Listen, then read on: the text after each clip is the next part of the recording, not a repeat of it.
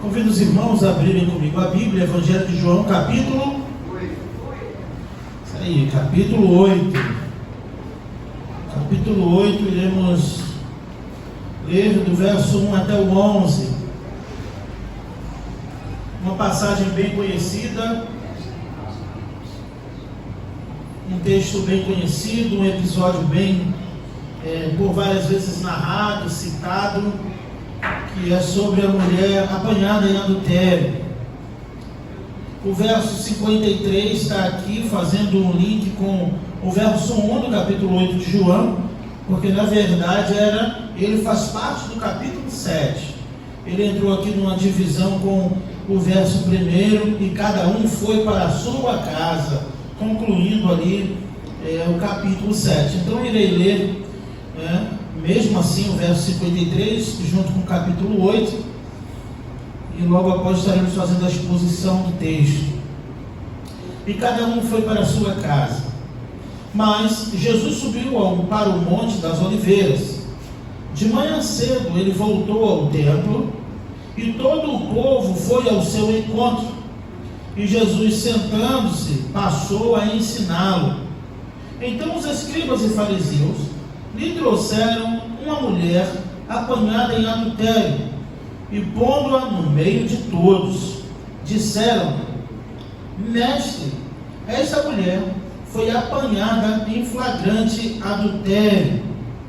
Na lei de Moisés nos ordena que tais mulheres sejam apedrejadas. E tu, que dizes? Eles diziam isso para colocá-lo à prova, para terem do que acusar Jesus. Porém, inclinando-se, começou a escrever no chão com o dedo. Mas como insistissem em perguntar, ergueu-se e disse-lhes: Quem dentre vós estiver sem pecado, seja o primeiro a atirar uma pedra. E inclinando-se de novo, continuou a escrever no chão. Ao ouvirem isso, todos foram saindo, um a um, começando pelos mais velhos, e ficaram apenas Jesus e a mulher em pé no mesmo lugar. Levantando-se e não vendo ninguém, senão a mulher, Jesus lhe perguntou: Mulher, onde estão eles? Ninguém te condenou? E ela respondeu: Ninguém, Senhor. E disse-lhe Jesus: Então disse-lhe Jesus: Nem eu te condeno, vá e não peques mais. Ó Deus, fala conosco, ó Pai, através da Tua palavra. Precisamos ouvir a Tua voz, que a Tua palavra fale ao coração de todos aqui nesta noite, assim como também Tu falou no meu coração. Fala com cada filho Teu, filha Tua, de uma forma especial, a ponto que eles possam reconhecer a voz do Senhor Jesus Cristo, falando aos seus corações. É o que eu te peço e já te agradeço, em nome de Jesus. Amém e amém. Como eu disse antes, é um texto bastante conhecido, porque nós fomos treinados justamente no exercício dos escribas e fariseus. É interessante que quando esse texto é citado, o foco, a ênfase está sempre na mulher adúltera, diferente da mulher ali samaritana no poço, que de fato ela era a protagonista ali da história, no quesito do que Jesus queria fazer. No caso da mulher samaritana, o alvo era realmente aquela mulher. Jesus sentou naquele poço de propósito. Foi necessário passar por Samaria para encontrar aquela mulher, e ali naquele momento, ainda que fosse por uma questão de itinerário, Jesus teve um propósito, quando pediu para os discípulos irem comprar comida, e ficou a sós com aquela mulher. E ali chega um momento que Jesus confronta de fato aquilo que ela estava vivendo, quando ela desejou a água da vida que Jesus disse onde podia oferecer, que só Ele podia oferecer. Ela disse que queria dessa água, e Jesus provoca o arrependimento, a confissão no coração daquela mulher. Vai, chama o teu marido e vem. Ela disse: Eu não tenho marido. E aí Jesus disse: Tu disseste bem, tu teve 5, o que tu tem agora não é teu. E aí ela diz: Vejo que tu és profeta. E ela adora uma missionária ali pregando na cidade de Samaria, dizendo: venham ver um homem que falou tudo o que eu tenho vivido. Ele revelou, de fato ele conhece a minha vida. Nesse caso aqui da mulher apanhada, né, no ato de adultério, o foco não é a mulher, nem tampouco aqui o seu pecado, embora esse texto trate claramente da acusação do pecado dessa mulher. Mas o verso 6 é bem enfático. João descreve claramente que a intenção deles não era apedrejar ou absolver aquela mulher. A intenção deles era apanhar Jesus, né, e de alguma forma que ele não conseguisse sair. Mais uma vez nós estamos vendo no cenário, e o Evangelho de João, João não economizou em nenhum dos capítulos o confronto de Jesus com os líderes religiosos da sua época. Escribas, quem eram os escribas? Sempre, de vez em quando é bom relembrar.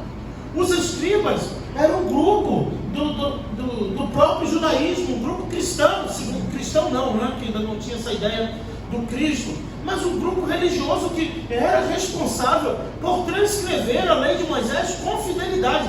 Só eles podiam fazer cópias das cópias dos manuscritos, dos rolos. Os escribas, eles tinham essa função. Eles transcreviam a lei de Deus, mas não conseguiam encontrar Cristo nela.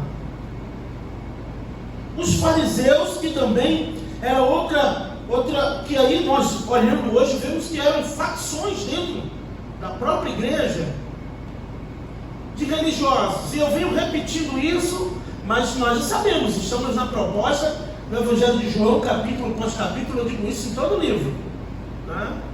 Você não tem pretexto nenhum para chegar na quarta-feira e dizer: foi de propósito, foi para mim, eu queria falar comigo, porque está aqui, próxima semana vai ser verso 12, depois o capítulo 9, e assim a gente vai indo aqui semana após semana, amém, irmãos? Amém. Mas o que me chama a atenção de fato, e algo que eu sempre venho repetindo, porque João tem me obrigado a repetir o próprio Evangelho, que os adversários de Jesus Cristo, aqueles que queriam atrapalhar o plano salvífico de Deus, a inveja, a vontade de matar o próprio Jesus, o intento no coração, como vimos no capítulo passado, de matar Jesus num lugar de festa do tabernáculo, num lugar de culto. Esse desejo maligno estava no coração desses homens que estavam frequentando as sinagogas, os cultos e tudo que tinha direito, e tudo que a lei de Moisés mandava. E qual a recomendação para que a gente não caia nesse mesmo erro? É pedir a Deus para blindar o nosso coração, para não estarmos diante do Senhor, na casa do Senhor, com intentos perversos, malignos, ruins, abomináveis em nosso coração, porque é daqui que procede tudo isso. Lembram dos anciãos quando confrontaram que os discípulos de Jesus comiam sem lavar as mãos? E Jesus sabia, na verdade eles nem falaram, eles estavam... E Jesus, o que vocês estão arrazoando aí no coração de vocês? É que os discípulos comem sem lavar as mãos, que era um sinal de impureza. A tradição dos anciãos dizia que tinha que purificar as mãos para tocar no alimento. Hoje nós sabemos também que é uma questão de higiene, mas para eles era uma questão que fazia parte de um ritual de purificação para participar do banquete. E aí Jesus disse: vocês querem purificar as mãos? Eu estou parafraseando o entendimento de Jesus. Vocês têm que purificar o coração, que de lá que sai o homicídio, os adultérios. Vejam que Jesus diz isso. É a máquina, é o lugar onde produz tudo que executamos, é no coração. E é a triste realidade da humanidade. É que de fato nunca sabemos o que tem dentro do coração do outro. Sabemos aquilo que o outro quer mostrar e transparecer para nós. Nós só transparecemos aquilo que queremos. Então eu estou falando aqui de escribas e fariseus, que não deixaram Jesus em paz em nenhum momento. Desde a exposição da carta aos Coríntios, num dos capítulos, quando Paulo questionou algumas coisas que Deus, e isso eu falei até no mesmo dia que estava expondo a primeira carta aos Coríntios, que o Senhor me constrangeu de tal maneira, a não reivindicar nenhum tipo de sofrimento, de dificuldade por causa do ministério, porque o próprio Jesus, irmãos, eles não deram, estamos vendo isso, Evangelho de João às quartas, e no Evangelho de Marcos, nos domingos manhãs, não davam sossego para Jesus. Vimos na semana passada ainda em João, que a mesma multidão, o mesmo grupo, uns achavam que Jesus era um homem bom, e outros achavam que ele era um aproveitador, alguém ruim, que estava com pensamentos e que estava com outras intenções, na mesma multidão.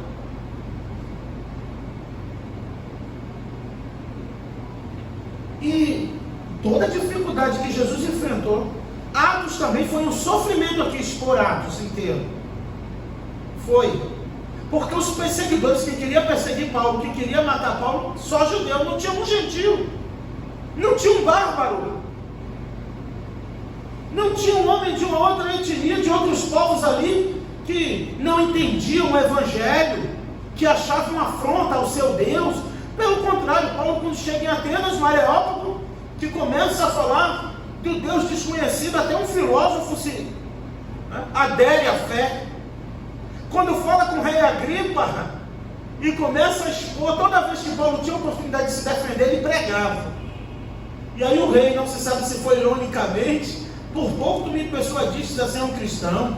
E aí o Paulo aproveita e faz outra aplicação para a multidão. Quem dera ao rei Agripa, que não só tu, mas como se todo esse povo que me ouve, aceitasse a fé em Cristo Jesus.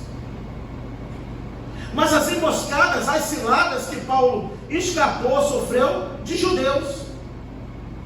Quando ele fala no capítulo 10 e no capítulo 11, na segunda carta aos Coríntios, também das perseguições, ele diz, das ciladas de falsos irmãos.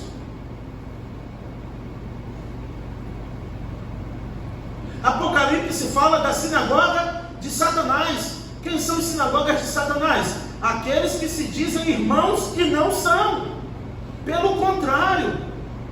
E aí ele diz o que eles fazem: caluniam, mentem e difamam. Olhamos aqui que o foco, e vejamos aqui, você irá ver comigo aqui no próprio versículo, que eu consigo reforçar o que eu estou dizendo com cada versículo aqui nesse texto, que o foco não é a mulher.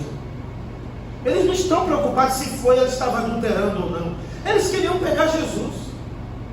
Na verdade, na época de Jesus, essa lei, que é a lei de Moisés, está em Deuteronômio, está no livro de Números também, toda a orientação ali é sobre a questão do adultério.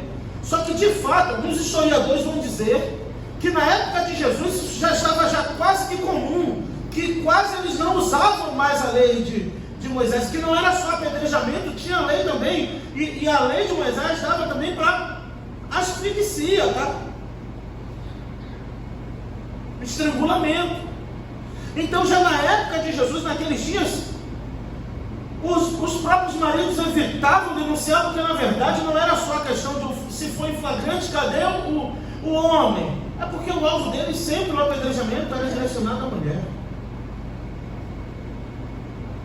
Porque só pela desconfiança do marido, se o marido desconfiado denunciasse, já era o suficiente para a mulher ser apedrejada. Que coisa triste. Só desconfiasse já era o suficiente. Mas aqui, na verdade, o que eles queriam era, se Jesus dissesse que não era para apedrejar, colocava ele em acusação contra a lei de Moisés. Se ele dissesse que era para apedrejar, eles iriam dizer que ele não tinha prova suficiente. E em todo o tempo eles estão testando a autoridade, o conhecimento de Jesus, buscando uma ocasião para matar. E trazendo para os nossos dias, tem cristãos, graças a Deus, aqui não, todo mundo aqui é gente boa, viu a Bíblia? Todo mundo aqui é gente boa.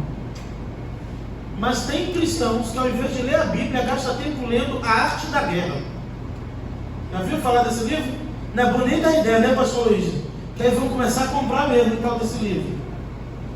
Que ensina como agir com o outro, e no outro momento como derrubar o outro, e que ensina como envergonhar o outro, como usar alguém manipulando uma pessoa que tem a mente fraca para fazer o que ela não tem coragem de fazer, como ser falso, como ser cínico, como fingir que não está acontecendo.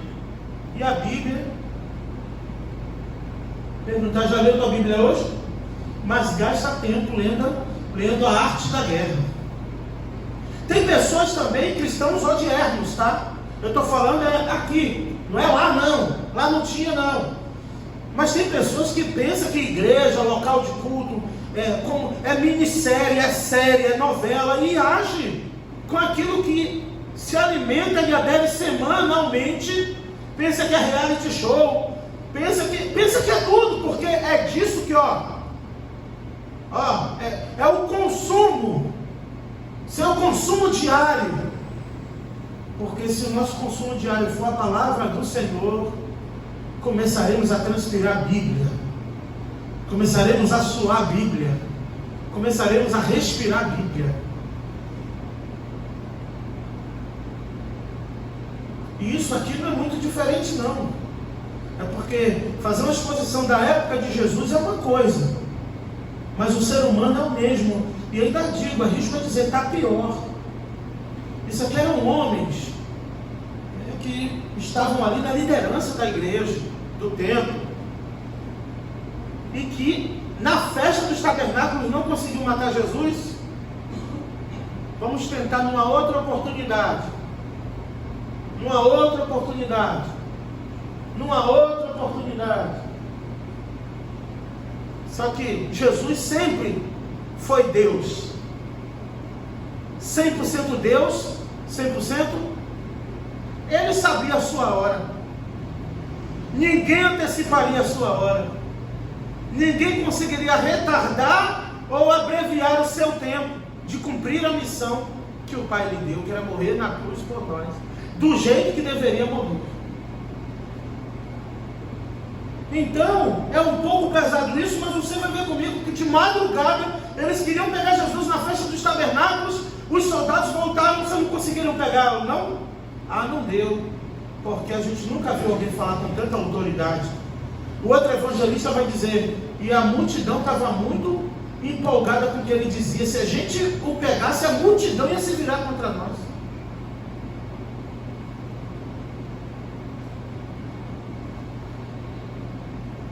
E de manhã cedo, em algumas traduções, é a melhor, dizendo de madrugada, Jesus começou a ensiná-lo. Ele começava a instruir. Enquanto eles queriam matá-lo, Jesus ensinava. Enquanto eles tramavam, Jesus estava pregando, ensinando.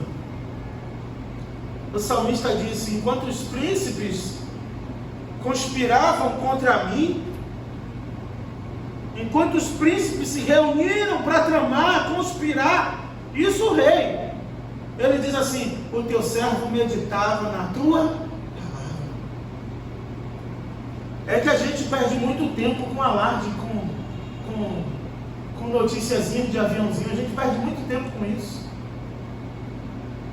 Jesus não. Enquanto eles estavam lá pensando, como a gente vai matar ele? 7 horas, ele vai estar no templo, às 19 horas. Vamos, enquanto eles estavam lá maquinando, Jesus estava no Monte das Oliveiras orando. Jesus estava meditando com o Pai.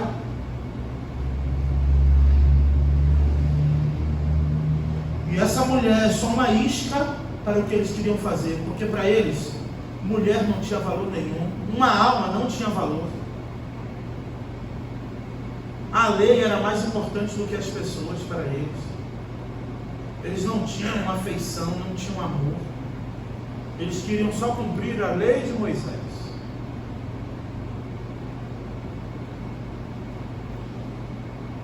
E de manhã cedo Jesus voltou ao templo, quer dizer, o lugar onde queria prendê-lo, o lugar onde queria matá-lo, o lugar onde seus irmãos disseram, tu vai lá ensinar. Ele volta lá. Isso não vai inibir Jesus de deixar de ensinar a multidão.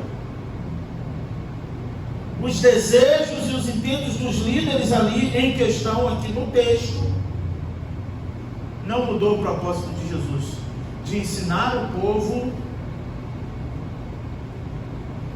de instruir o povo, e aí passou a ensiná-lo. Então, olha o 3 comigo e você vai ver quem eram os ferinhas.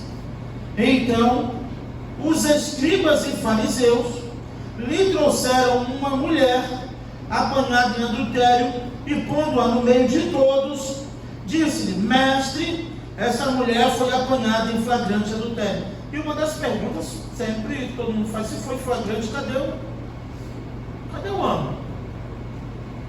Por que só trouxeram a mulher? Por que não trouxeram os dois? Por que não deu nome, já que a mulher, normalmente eles não citavam, não davam nome assim publicamente, não gostavam de valorizar?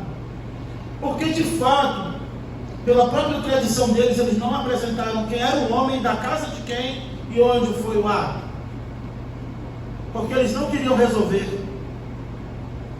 Afinal de contas, não era Jesus que tratava desses assuntos.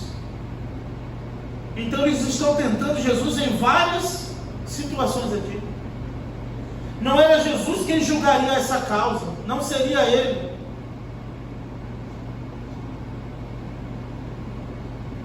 Mas eles estavam com um intento: acusar aquela mulher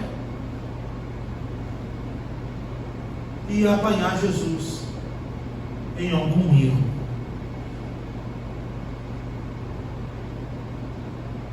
E eles usam a lei, viu? Eles usam a lei, que era a Bíblia. A lei de Moisés aqui, quando eles citam a lei de Moisés, seria hoje a Bíblia diz, tá? Seria mais ou menos assim hoje. A lei de Moisés nos ordena que tais mulheres sejam apedrejadas. E tu o que dizes? Se a lei de Moisés já diz, por que eles queriam saber a opinião de Jesus? A lei de Moisés já diz. Isso prova que a intenção deles não era, nem eles foram para isso. Porque aquele que acusava, segundo a lei de Moisés, a testemunha, a primeira testemunha era quem lançava a primeira pedra.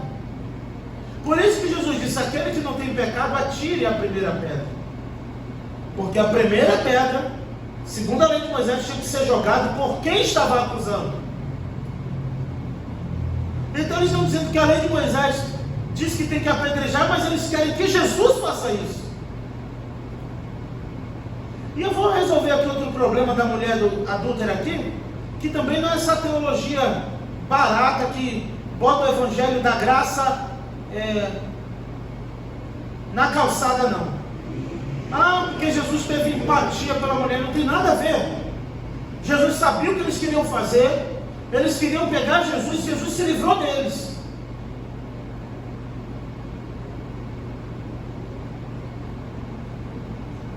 Jesus, em nome do amor, não foi conivente com o pecado da mulher, até porque ele diz no final: vá, mas não peques mais. Mas eles não. Eles queriam era que Jesus jogasse a primeira pedra. Eles queriam usar Jesus. Eu já vi isso acontecer várias vezes, irmãos. Já vi isso, essa cena aqui, não no sentido do adultério, mas da posição de acusar, mas querer que o outro jogue a pedra. Por que quem está acusando não joga? Já reparou isso? Já reparou que quem quer que você faça não faz? Aí você já começa a perceber. Já reparou que quem gosta de induzir para o outro fazer, quando o circo pega fogo, fica quietinho, finge que nem participou da cena? Eu já vi isso várias vezes. Quem quer incitar o outro a fazer, depois se limpa a boca e diz: eu não falei nada, não fiz nada. É satânico, isso é diabólico. Isso não convém aos santos. Aos servos do Senhor não convém contender. Imagine colocar um contra o outro ou causar dissensão no arraial. E a Bíblia diz Paulo escrevendo a Tito, capítulo 3, verso 10. Tito, capítulo 3, verso 10. Nós lemos ontem aqui em outro contexto. Paulo orientando a Tito, biblicamente, depois de exortar alguém, a primeira e a segunda vez, alguém que causa divisões, passa a evitá-lo, sabendo que tal indivíduo perverteu a si mesmo, perverteu a sua mente e já condenou a si próprio.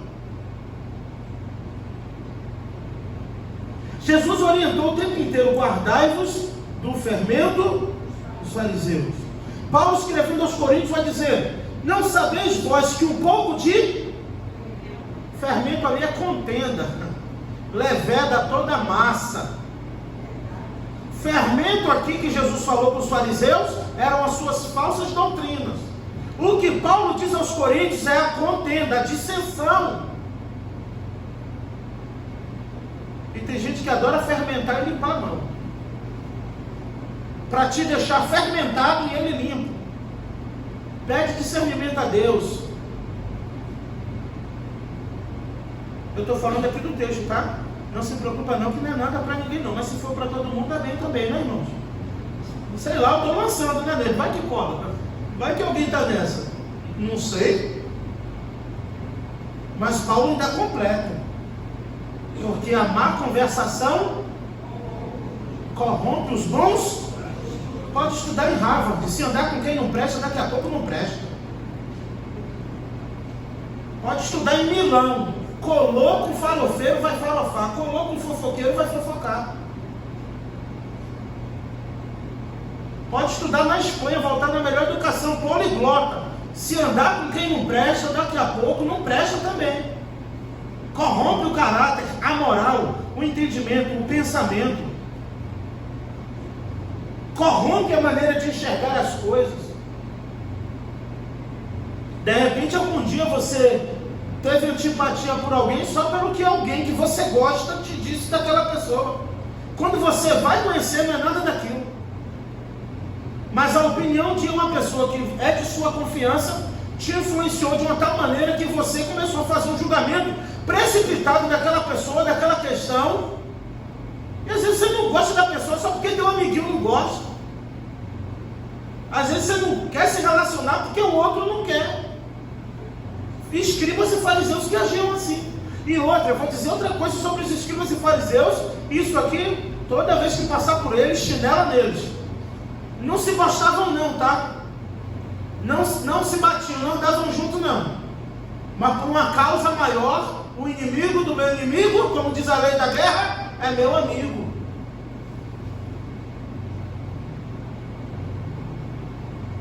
O inimigo do meu inimigo é meu amigo. Os saduceus não se davam com os fariseus, os escribas com os anciãos. Todos eles eram facções religiosas divididas dentro do mesmo templo, mas eles tinham algo em comum, todos eles: matar Jesus. Vamos matar ele, depois a gente resolve nossas divergências. Agora temos que nos unir. Ainda usa a palavra união, unidade. Comunhão só se for com as trevas.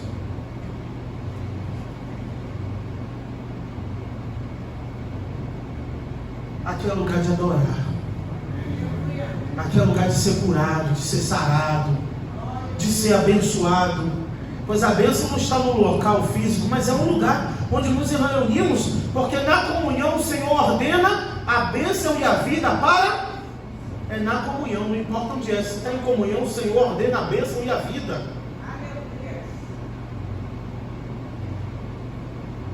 Deixa as outras coisas para Big Brother, Fazenda, série, reality show, sei lá o que mais.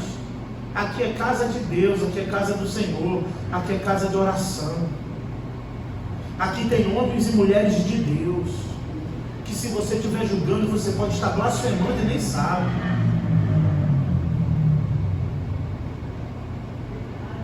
Então quando você cantar alegre, quando me disseram, vem assim mesmo, com alegria no teu coração. Vamos à casa do Senhor. Parou aqui, né? Mas é isso. Eles não se davam mais.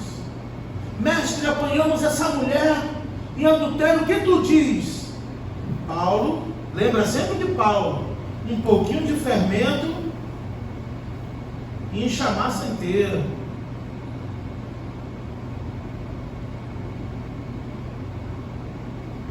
A má conversação corrompe os bons costumes. O que tu diz? Só que Jesus, sendo Deus, já sabia a intenção deles. Não era resolver o problema da mulher, porque isso já estava de forma banal naqueles dias. Não é que eles faziam vista grossa para essas coisas. Porque todo fariseu é assim. Todo fariseu é assim. Ele engole um camelo e se engasga com mosquito. Foi Jesus quem disse. Ele limpa o copo por fora e esquece de limpar por dentro. Ele roda o mundo inteiro. Jesus vai dizer, para fazer um projeto, ele roda o mundo inteiro para fazer alguém aderir à fé, para torná-lo 2 vezes filho do diabo. Quer dizer, ele já era ele foi atrás para piorar a vida do indivíduo. Jesus disse, ele roda o mundo inteiro para conseguir um discípulo. E quando consegue, torna o coitado 2 vezes filho do diabo. Jesus que falou, hein? Jesus quem falou.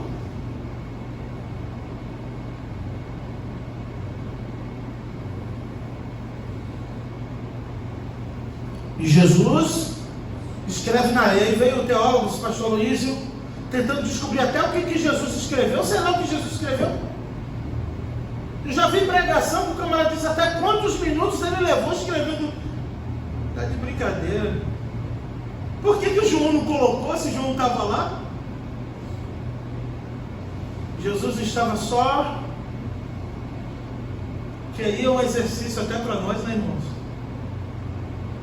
É necessário muitas vezes parar e escrever na areia antes de responder alguma coisa. Porque mesmo chamando ele de mestre, a intenção era outra. Didascos, mestre, professor, que é o sentido aqui, instrutor. O que vamos fazer dessa mulher? Jesus escreve na areia. E eles ali em passe, como que se insistissem. Eles não insistiram. Como que eles ficaram? A tensão foi tanta que eles estavam ali insistindo. O que você vai fazer agora? O que é que tu vai fazer?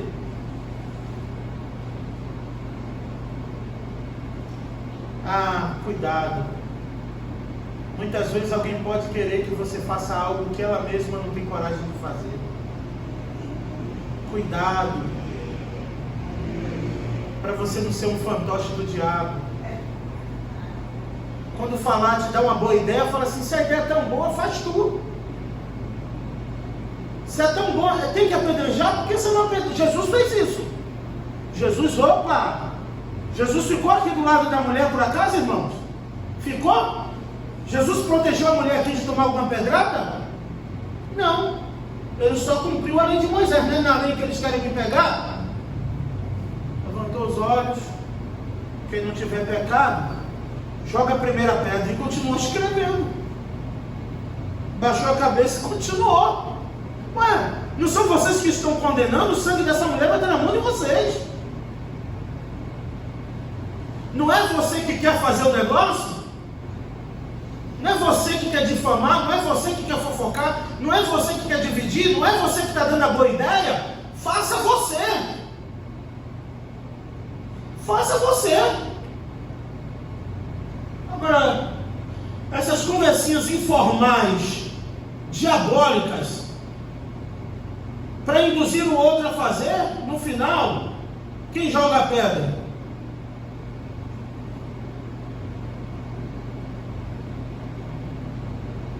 Pois é assim. Jesus falou isso, irmãos. Pesado, né? Porque parece que vai falar só do pecado aqui da mulher adúltera, e Deus perdoa os pecados. Não é nada disso aqui, esse texto não.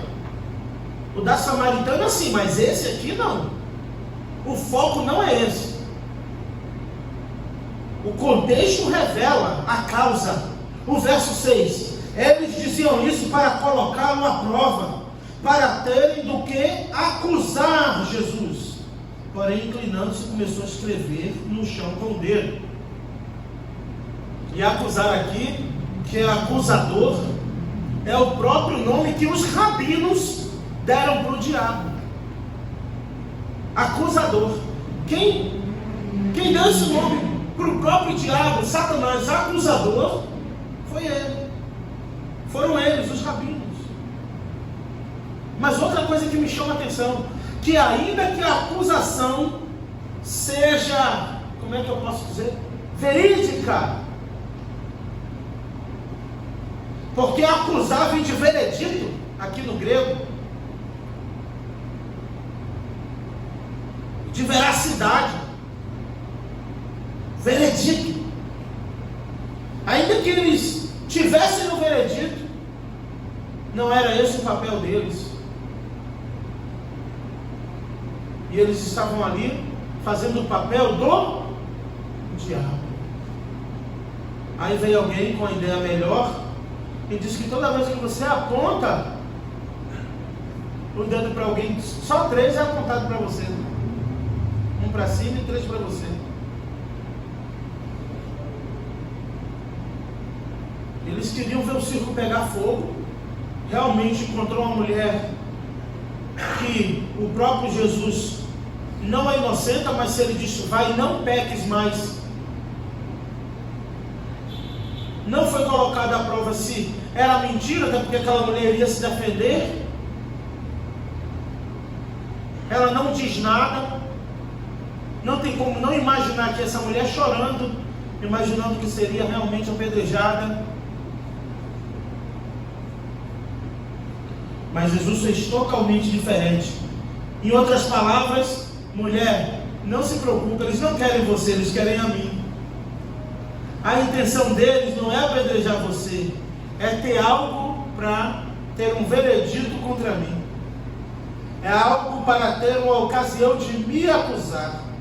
Eles estão aqui querendo construir provas para ter um veredito contra mim. Tanto que no final não conseguiram, que pagaram falsas testemunhas para blasfemarem mentindo contra Jesus.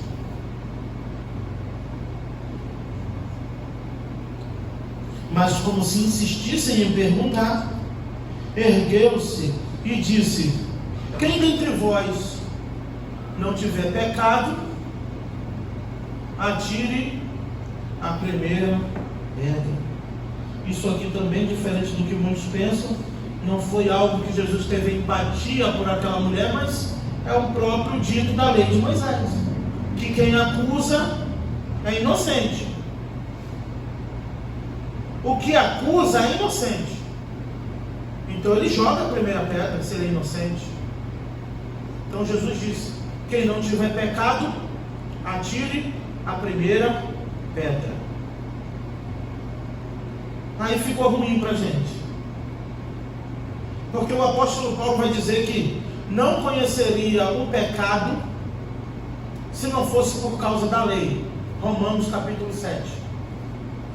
E aquilo que era para a vida se tornou morte, porque eu não conheceria a cobiça se a lei não me proibisse de cobiçar. Porque onde não há lei, não há pecado. Então, miserável homem que sou. Paulo disse em outro momento que aquele que cumpre 9 mandamentos e tropeça em um, ele é devedor de todos os 10. João vai dizer na sua primeira epístola que aquele que diz que não tem pecado já cometeu pecado.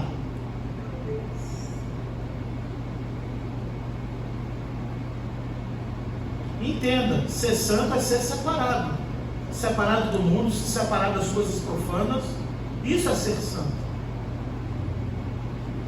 Mas aquele que diz que não tem pecado, ele já cometeu pecado. O salmista disse: em pecado fui gerado, em pecado me concebeu a minha mãe. Todo homem nasceu carecendo de redenção. toda criança mais inocente, ela carece da redenção de Cristo.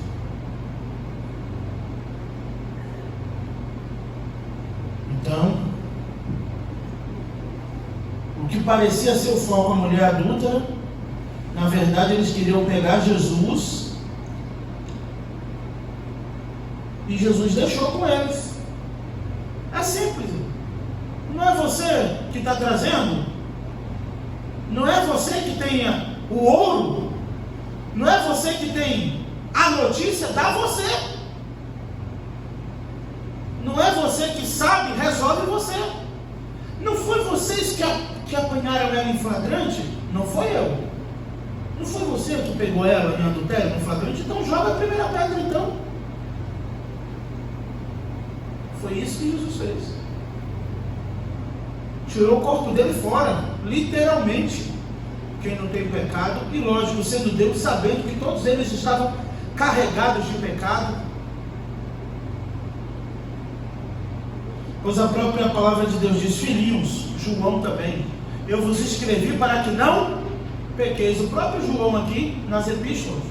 Mas se vocês pecarem, tem um advogado que intercede por vós à direita de Deus. Satanás acusa, o nosso advogado nos defende, que é Jesus. Tem algo interessante que um pregador vai dizer que a fraqueza, e aí Paulo também escrevendo aos Coríntios vai dizer no capítulo 12 que quando está fraco aí que ele é forte. Jonas Madureira usa o termo dizendo que você deveria dar um beijo todos os dias em sua fraqueza, pois ela deve te levar aos pés da cruz para você reconhecer o seu estado miserável. Mas normalmente o homem que tende a não enxergar as suas fraquezas, ele cai no próprio sermão do monte de Mateus 7, quando Jesus diz: tu quer tirar o cisco do olho do teu irmão, e tem uma trave no teu, hipócrita, tira primeiro a trave do teu olho, aí depois tu tira o cisco do olho do teu irmão.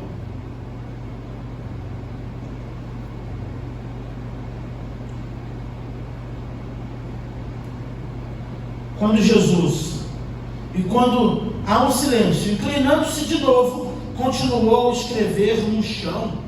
Olha aí, verso 8, Jesus continuou a escrever no chão. Falou, baixou a cabeça e continuou escrevendo. Ao ouvirem isso, todos foram saindo um a um, começando pelos mais velhos, que aqui são presbíteros, anciãos. Os mais velhos aqui eram a cúpula maior da religiosidade. Os mais experientes, os que sabem tudo, começaram a sair primeiro, um a um, de fininho, até que só ficou Jesus e a mulher.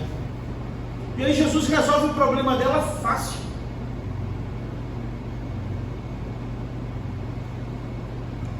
O verso 10 diz: levantando-se e não vendo ninguém senão a mulher, Jesus perguntou: mulher, onde estão eles? Ninguém te condena, ninguém pode te acusar. Onde estão eles? Ninguém te condenou? A pergunta de Jesus. Ela responde, imagino aqui, e seria muito fácil imaginar, é fácil de imaginar, essa mulher chorando, pois ela experimentou ali momentos de pavor, de humilhação, vergonha, respirou a morte, porque cada um já estava com sua pedra na mão. Só que enquanto estão com pedra para jogar em você, o teu Senhor está escrevendo na areia. Enquanto Satanás arquiteta, usa quem quiser para fazer o que quer, o teu Senhor é o teu advogado. Mesmo eu errado, sim, mesmo você errado, ele é teu advogado. Ah, mas eu pequei mesmo, mas ele não vai deixar Satanás escarnecer dos seus servos. Porque onde abundou o pecado, superabundou a graça de Deus. Mesmo eu errado, Ele não vai te abandonar. Ele quer sim que você se arrependa e encontre o favor do Senhor. Mas Ele é teu advogado. Você que é pai é assim. Você que é pai, teu filho, quando Jesus disse que se você que é pai, se o filho pedir pão, você vai dar uma pedra, ou se pedir peixe, você vai dar uma cobra, não é literal não. Jesus está dizendo que você só quer o melhor para o teu. Imagina o Pai Celestial, se nós que somos maus. O filho de fulano é assim, fala do teu para ver se tu gosta. O filho de fulano não presta, o filho de maricotinho não presta, filho de não sei quem é assim, o filho de... Fala do teu para ver. E do meu também, irmãos. E aí se tiver filho, eu vou nem falar do outro mesmo. Mas por quê? Porque com os nossos... E eu não estou dizendo que isso está errado, mas cá para nós é ou não é? Com o nosso... Opa, está errado? Eu resolvo, você não vai resolver não. Você vai aceitar? Quem que vai aceitar? Quem vai aceitar? Está errado? Eu que corrijo. Está errado? Eu que bato. Está errado? Eu que ponho de castigo. Mas nós somos maus. Mas sabemos dar boas coisas para os nossos filhos. E o que é que o papai e a mamãe faz? Bota a cadeirinha em casa, né? O papai e a mamãe carioca. Bota o filhinho na cadeira. Meu filho, não faz mais isso. Aí você está dizendo mesmo que Jesus falou. Não peques mais. Não é isso? Não faz isso. Mas você não vai aceitar que o outro faça. E o apóstolo Paulo, olha aqui que coisa linda. Aí tem gente que pensa, às vezes a doutrina do pecado, e falar sobre isso, a martirologia, parece que é um passe para pecar, mas não é de forma alguma.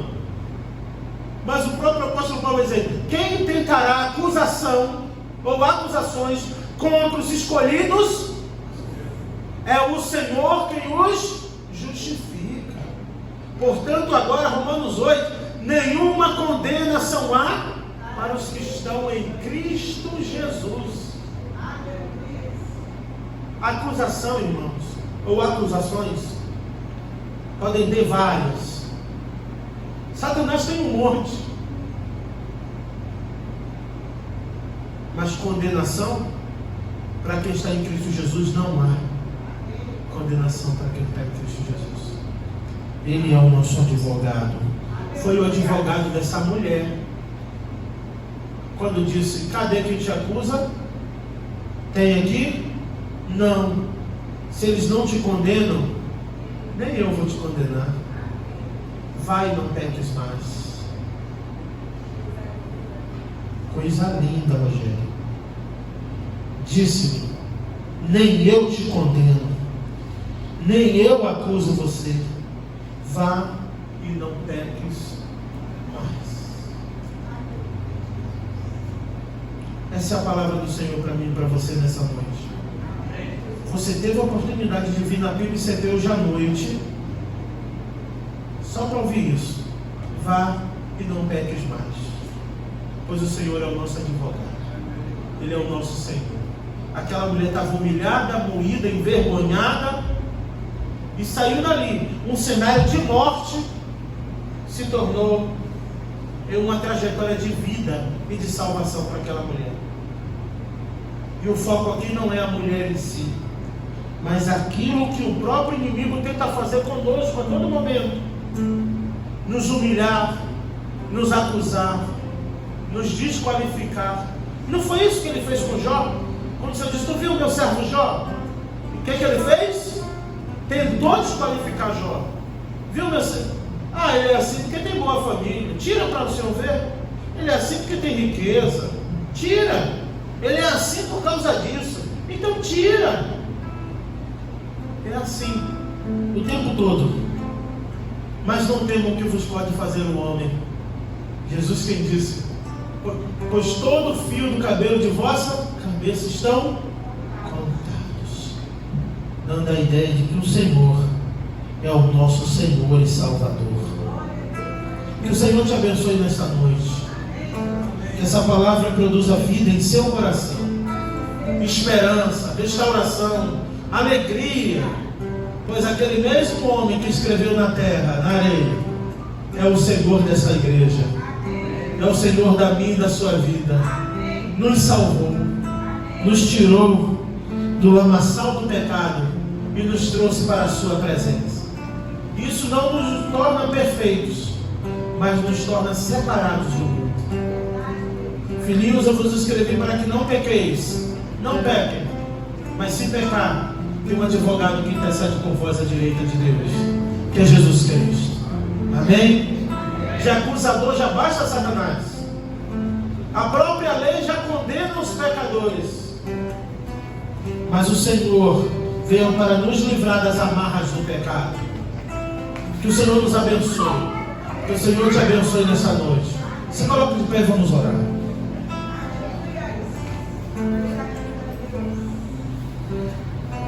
Faça dessa canção sua oração. Adore ao Senhor. E vamos orar e no final estarei impetrando a bênção. Seguro estou nos braços daquele que nunca me deixou. Cante isso com fé, receba com fé em seu coração. Seu amor perfeito sempre esteve repousado em mim. E se eu passar pelo vale, acharei conforto em teu amor, pois eu sei que és aquele que me guarda, me guarda. Jesus Cristo, temos um descanso. Em teus braços é o meu descanso. Em teus braços é o meu descanso. Em teus braços é o meu descanso. Em teus braços é o meu descanso. Vinde a mim todos que estáis cansados e sobrecarregados, eu vos aliviarei. Estou nos braços daquele que nunca me deixou.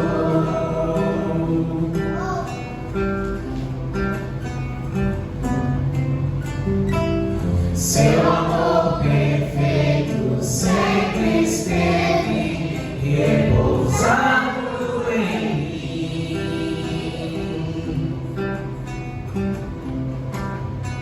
E se eu passar pelo vale, acharei conforto em teu amor, pois eu sei que és aquele que me guarda, me guarda.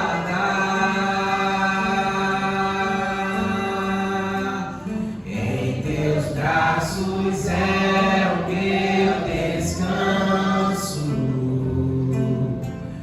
Em teus braços é o meu descanso. Em teus braços é o meu descanso. Em teus braços é o meu descanso. Muito obrigado, Senhor, porque o mundo pode nos odiar, mas o Senhor nos ama. Obrigado, Senhor, porque ainda que não tenhamos o amor, a empatia de todos os homens, temos do Senhor. Ó Deus, ainda que o homem não nos perdoe, o Senhor nos perdoa. Ainda que o homem esteja amargurado contra nós, com tantas queixas e acusações em seu coração, com ódio mortal, ó Pai. O teu amor é eterno, com laços de amor o Senhor nos atraiu, para a tua presença nos salvou, e hoje podemos experimentar o teu amor, e já não importa mais quem não nos ama, já não importa mais quem não gosta de nós, já não importa mais quem não nos tolera, ou quem não nos aceita, já não importa quem nos acusa. O que importa é quem nos absolve, o que importa é quem nos perdoa, o que importa é aquele que nos ama, o que importa é aquele que todas as vezes que Satanás se levanta para nos acusar, talvez de um pecado, de uma fraqueza, de uma falha, usando pessoas, até da própria família, para apontar o dedo, usando amigos, usando irmãos, tem alguém à direita de Deus que intercede por nós, dizendo: Ele é meu, ela é minha, e nenhuma condenação há, porque eu comprei os seus pecados com o meu sangue. Nenhuma condenação há para aqueles que estão em Cristo Jesus. Então, Pai, não iremos mais sofrer, nem chorar, por quem não gosta, por quem não quer, por quem não aceita. O Senhor perguntou para a mulher: cadê os que te condenam? Eles não te condenam, nem eu te condeno. Muito obrigado, Pai, por sentir o teu perdão, o teu amor, a tua justiça nesta noite, ó Pai. Obrigado, advogado fiel, que nunca perdeu uma causa, que nunca perdeu a audiência, e há de dar vitória ao teu povo, há de absolver o teu povo, há de atenuar a pena do pecador. Oh Pai, porque onde abundou o pecado, superabundou a graça de Deus. É o que eu te peço, te agradeço nesta noite, não só pela minha vida, mas pela vida de todos os meus irmãos. E que o amor de Deus, nosso Pai, a graça salvadora do Senhor Jesus Cristo, o poder e as doces e eternas consolações do Espírito Santo esteja sobre esta igreja, sobre os meus irmãos aqui nesta noite, sobre aqueles que não puderam ouvir no dia de hoje, sobre todo o teu povo espalhado pela face da terra, onde houver um povo invocando o teu nome nesta noite, desde agora e para todo sempre, ó Deus. Amém.